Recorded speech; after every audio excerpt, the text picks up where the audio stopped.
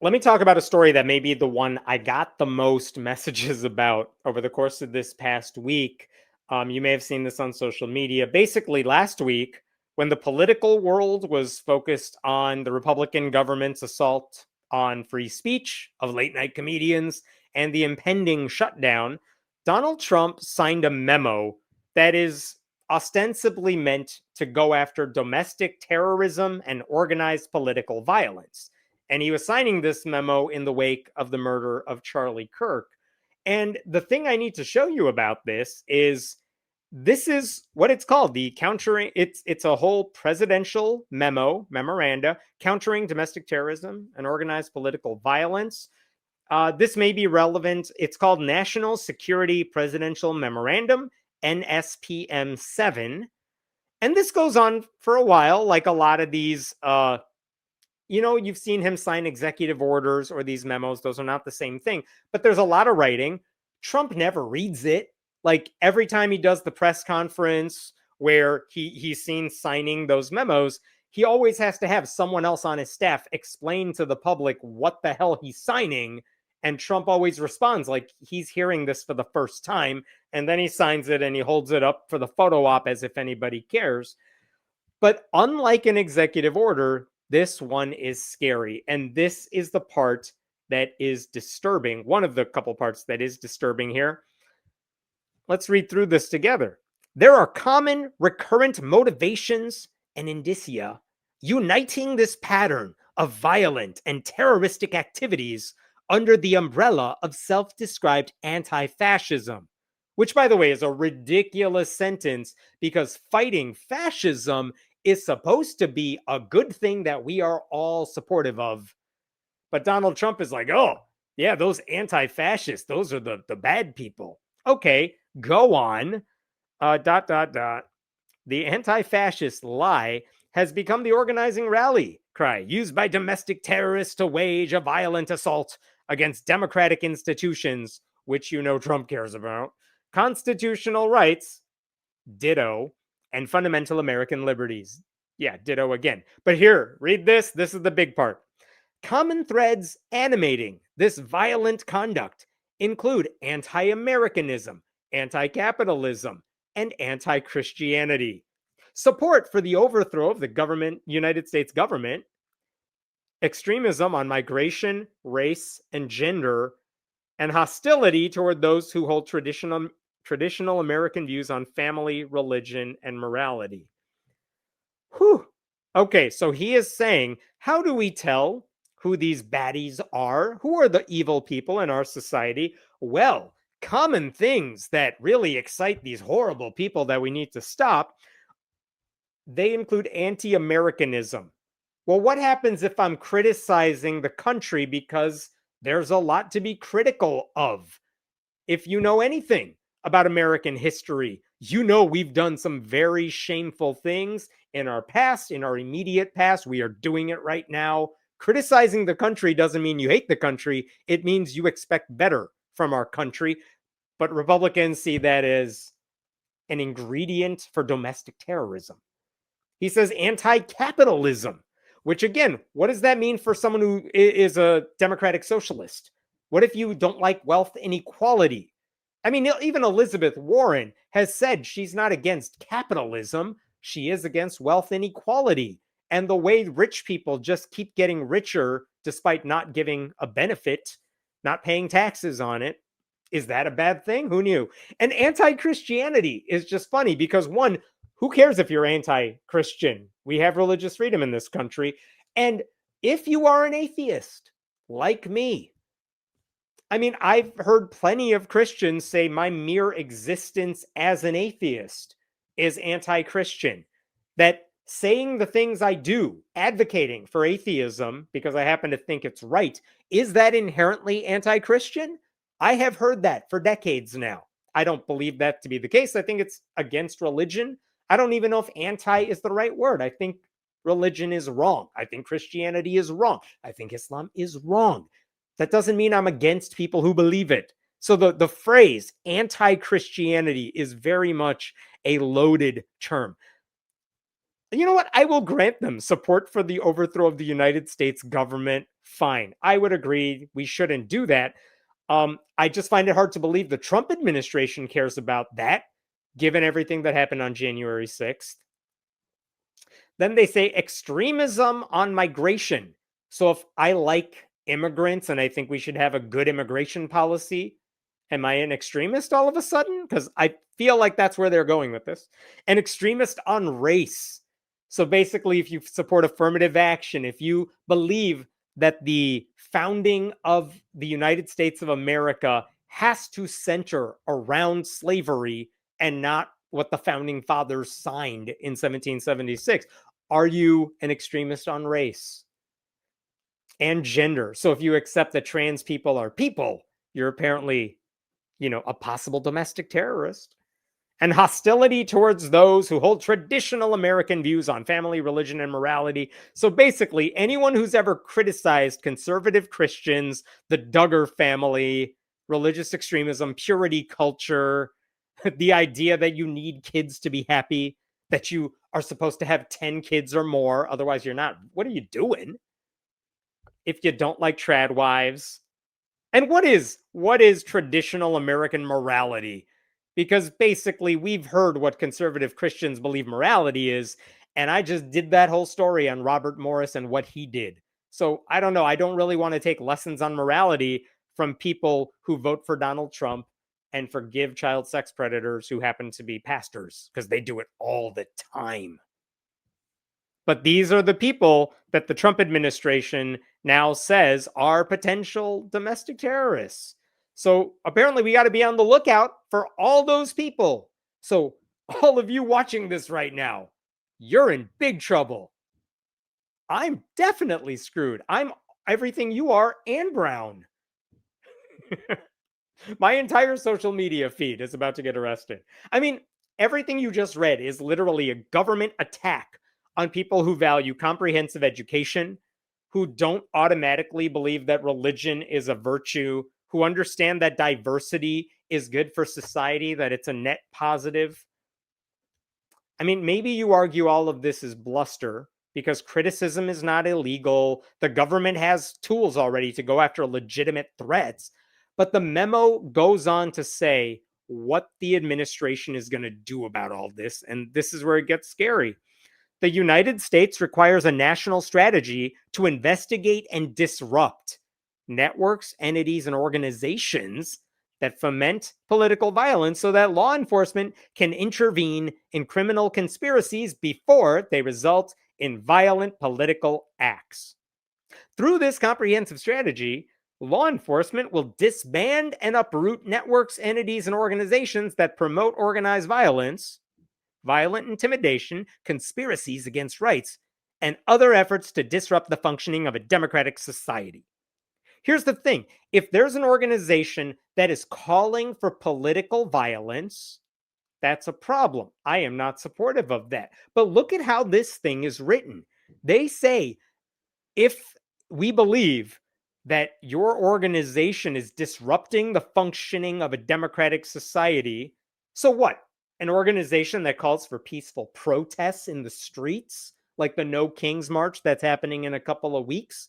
What if you're filing lawsuits against public schools that are promoting Christianity in the classroom? What if you're fighting 10 Commandments laws to put them up in the classrooms? Is that disrupting the functioning of a democratic society? Because I think the Trump administration and the Republicans who back them would say, yes, you are going against American values, so you're part of the problem, even if you're not calling for violence. And under this memo, they're saying we need to be able to investigate and disrupt you and disband you. They could shut down groups by claiming they are un-American. That is where this thing gets really scary. If you're pushing for church-state separation, criticizing religion, refuting the false beliefs of Christian nationalists, are you going to be shut down? The memo says law enforcement would have permission to do a lot of bad things to you long before the groups have done anything to warrant that kind of scrutiny. So this is not about seeking justice after a group has done something wrong. This is about going after them on the assertion that they're gonna do something wrong. So the person who really brought attention to this is a journalist named uh, Ken Klippenstein. Hope I'm pronouncing it right. But he points out in his article about this memo that this should not be taken lightly. This is a big deal. Look at what he wrote. NSPM-7 is fundamentally a law enforcement directive, and it dispenses with the complications of using the active duty military or the National Guard in pursuit of political violence. It directs the Department of Justice to focus the FBI's approximately 200 joint terrorism task forces to the new mission, so Kash Patel can sic his henchmen on perceived enemies. The FBI network of task forces comprises over 4,000 members, including FBI personnel, et cetera, including special agents, police officers, intelligence analysts, and surveillance technicians. They could spy on the groups. They could send special agents to come after you. It is extremely frightening what this is capable of doing. And Klippenstein writes later on, I don't want to sound hyperbolic, but the plain truth is that the NSPM-7 is a declaration of war on anyone who does not support the Trump administration and its agenda. Yes, it repeats the word violent over and over to purport only to go after citizens who are moved to take up arms, but it also directs monitoring and intelligence collection to map and target the new evildoers. The partisan focus could not be more obvious.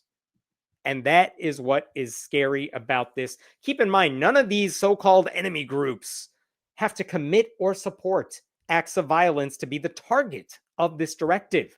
If they are seen as undermining Trump or undermining Trumpism, that could be enough. They are going after thought crimes.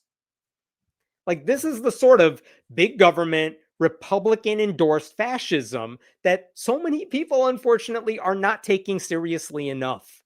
Like, I've seen a lot of liberals, too, talk about how we are on the road to fascism. Like, no, we are already there. This is bad. It doesn't matter to Republicans that a memo like this would be unacceptable if a Democratic president issued it, because, again, conservatives are no longer shamed by hypocrisy.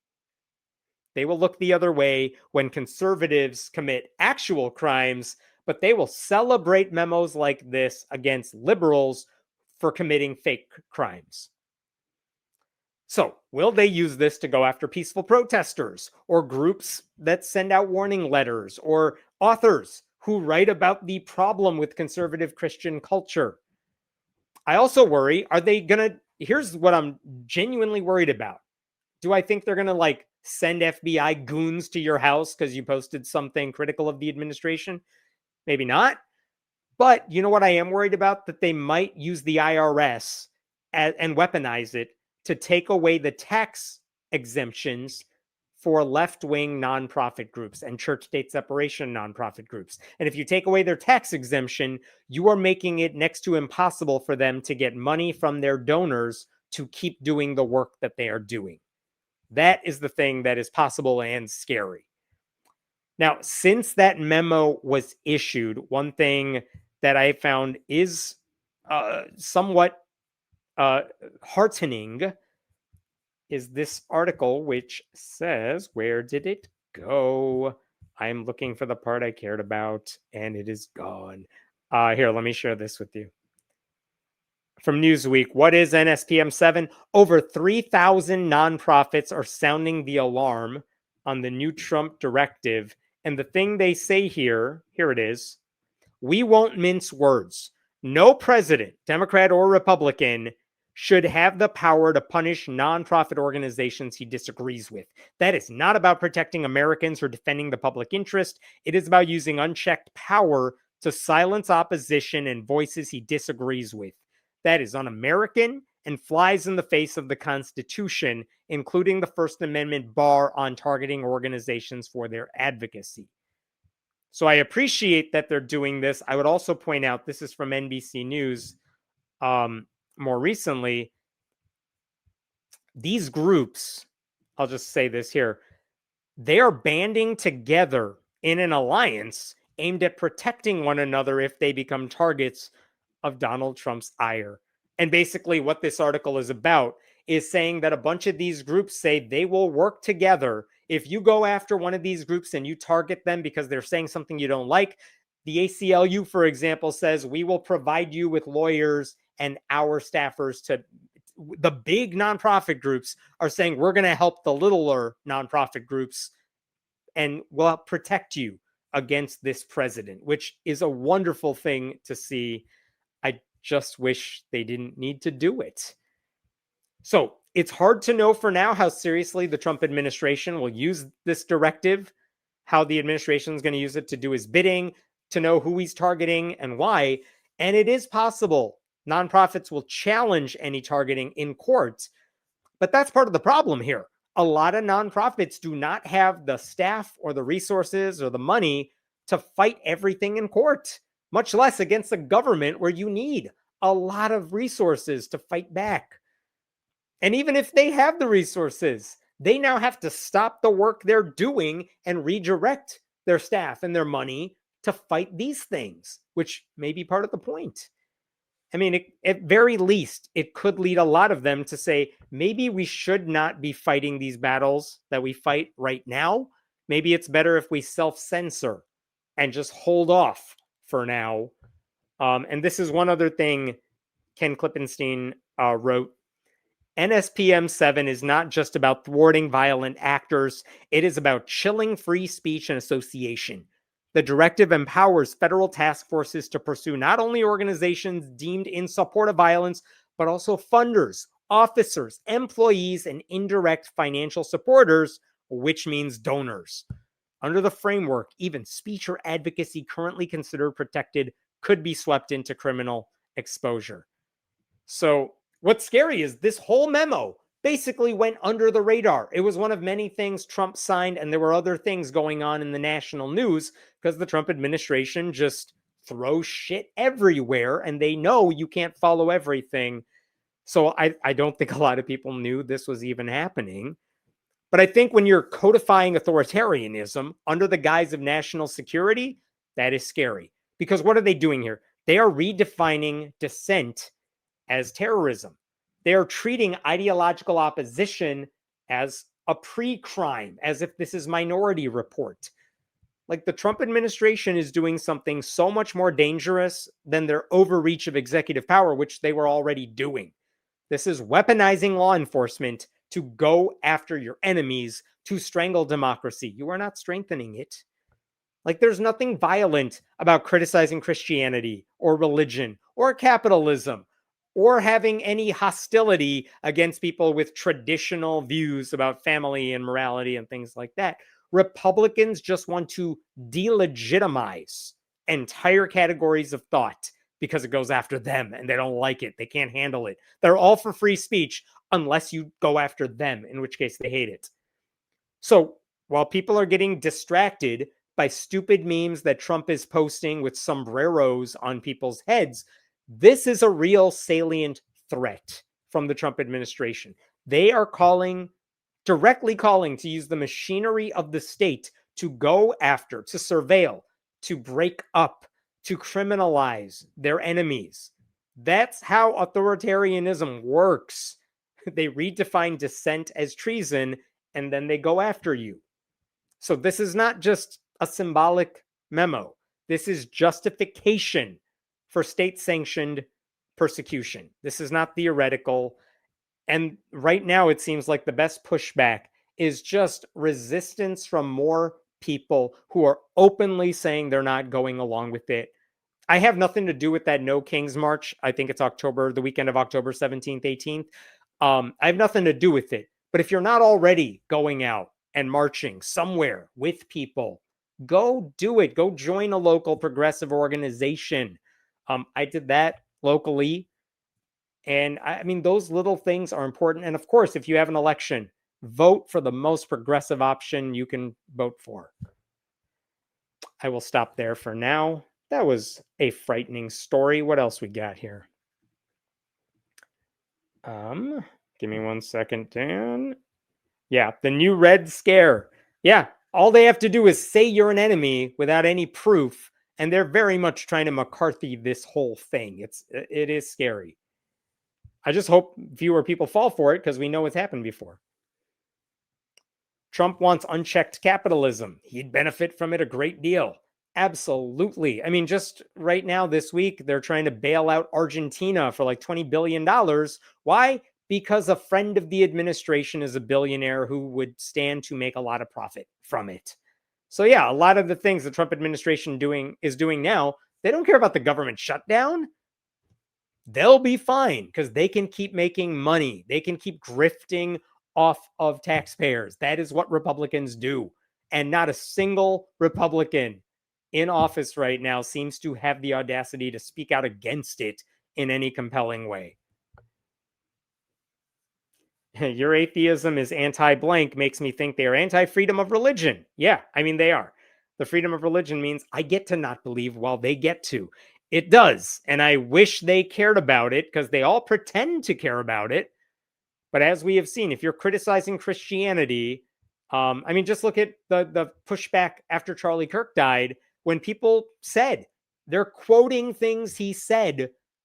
There were right-wing groups that are like, we're going to tell your bosses to get you fired because how dare you criticize Charlie Kirk by quoting him directly. Don't quote how he used the Bible to say really horrific things.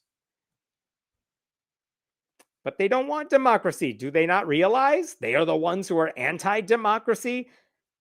I don't know if they do or not, but they don't want democracy. You were right about that. They very much, that's why Donald Trump keeps praising the most dictatorial people in the world. It's why he likes Putin. It's why he likes Modi. It's why he likes Argentina and the guy running that country right now, because they rule without any regard for what the people say or what the people want. Sometimes they just ignore the results of elections, or they just run sham ones, which is Trump's dream. He wants to run sham elections and pull off a Saddam Hussein, I won with 96% of the vote.